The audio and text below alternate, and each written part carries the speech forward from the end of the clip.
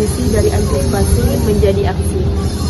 Sebelum banjir, fokus utama adalah mitigasi melalui penyusunan SOP evakuasi dan kesiapan logistik untuk meminimalisir risiko. Saat banjir terjadi, manajemen berubah menjadi kepemimpinan taktis yang mengatur mobilisasi perawat dan keselamatan pasien di tengah keterbatasan. Keberhasilan di kedua fase ini sangat bergantung pada komunikasi yang jelas dan pengorganisasian sumber daya yang cepat guna menjaga stabilitas pelayanan kesehatan dalam kondisi darurat. Untuk itu, marilah kita lihat ilustrasi dari kejadian bencana banjir dan bagaimana cara menghadapi bencana tersebut.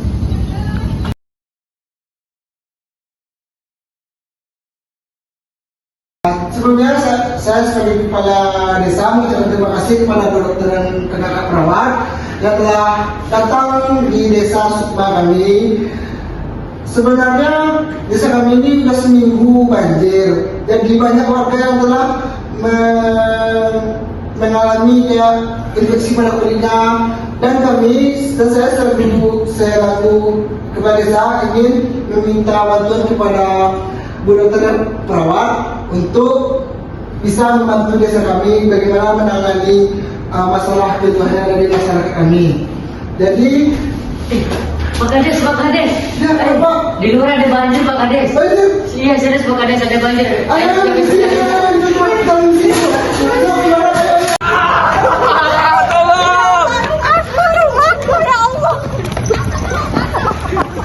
Gimana ini Pak? Gimana ini Pak? Rumah saya. Bagaimana kita menuju ke jalur evakuasi? Dikarenakan air sungai, lebih baik kita ke sana aja. Ayo Pak, ayo. Nah, ketika terjadi bencana dan kita berada di dalam ruangan, hal yang pertama yang harus kita lakukan adalah kita segera mencari lingkungan yang aman, seperti lapangan yang luas.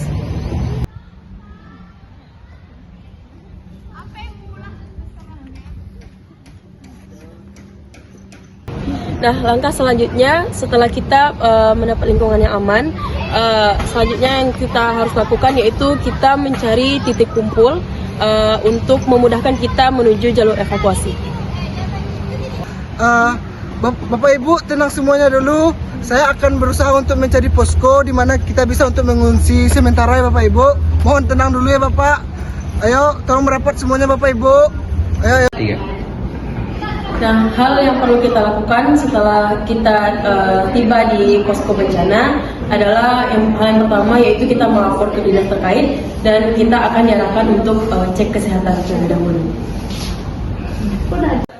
Ayo ya Bapak Ibu, masuk dalam. Jika ada yang masuk sakit silakan langsung ke dokter dan perawatnya. Dalam. Cuma dulu. Ayo.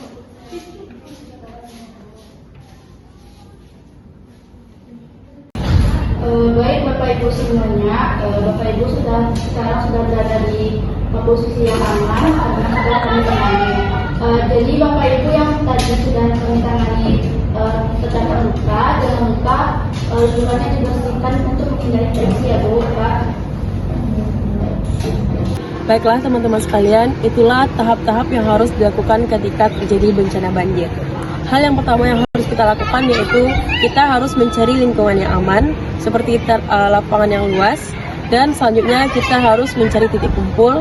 Dan hal penting yang tidak kita lupakan yaitu mencari jalur evakuasi.